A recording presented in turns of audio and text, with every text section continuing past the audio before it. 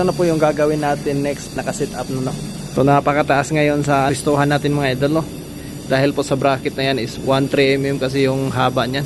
Pero sa ngayon, ito po yung mga ginagawa natin.